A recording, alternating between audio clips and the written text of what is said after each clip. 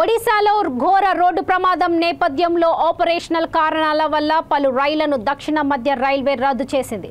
ఈ మేరకు ఒక ప్రకటన విడుదల చేసింది. ఈ నెల 3 నుంచి 9వ తేదీ వరకు 12 రైళ్లను రద్దు చేసింది.